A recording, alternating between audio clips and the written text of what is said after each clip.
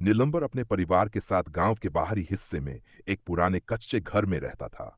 उनका जीवन सामान्य था, लेकिन कुछ दिनों से अजीब घटनाएं हो रही थीं।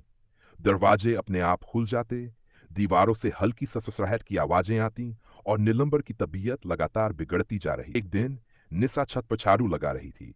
तभी उसकी नजर एक काले ताबीज पर पड़ी, जो टूटी हुई ईंटों के बीच दबा हुआ था। ताबीज को देखते ही उसे एक ठंडी सिहरन महसूस हुई। ऐसा लग रहा था कि किसी की नजर उस पर टिकी हुई है। डरते डरते उसने वह ताबीज नीलंबर को दिखाया, लेकिन नीलंबर ने इसे अंधविश्वास समझकर टॉयलेट में फेंक दिया। परंतु इस घटना के बाद घर में होने वाली घटनाएं और डरावनी हो गई। रात में किसी के फुसफुसाने की आवाजें आने लगीं।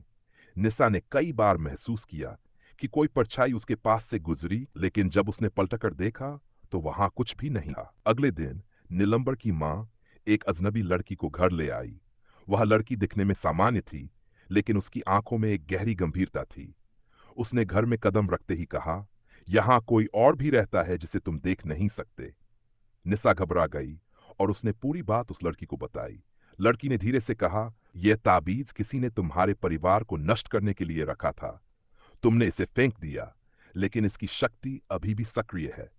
लड़की ने सुझाव दिया कि किसी तांत्रिक को बुलाया जाए जो इस समस्या को समझ सके। तांत्रिक जब घर आया तो उसने घर के कोनों में कुछ खास जड़ी बूटियां रखीं। अचानक दरवाजे तेजी से हिलने लगे और एक अजीब सी चीख गूंज उठी। तांत्रिक ने इशारा करके कहा, यह घर एक पुराने पाप को छुपाए बैठा है। फिर उसने नीलंबर के सोने की जगह पर खुदाई करने को कहा। जैसे ही खुदाई शुरू हुई, मिट्टी के नीचे से एक मानव खोपड़ी निकली। यह देखकर पूरा परिवार सहम गया। तांत्रिक ने बताया कि यह किसी की आत्मा थी जो यहां अटकी हुई थी। जब तक इसे मुक्ति नहीं मिलेगी, ये घर बुरी घटनाओं से घिरा रहेगा। तांत्रिक ने काली माता की पूजा करने का सुझाव दिया। उसने हवन किया, मंत्र पढ़े और ताबीज के असर को समाप्त करने के लिए विशेष अनुष्ठान किया। जैसे ही अनुष्ठान खत्म हुआ, पूरे घर में एक डरावनी चीख गूंज उठी।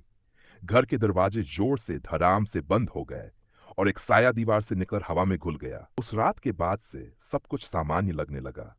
नीलंबर की तबीयत भी सुधरने लगी। लेकिन एक सवाल सबके मन में था, क्या वह आत्मा सच में मुक्त हो गई या फिर किसी और को अपने जाल में फंसाने की तलाश में है।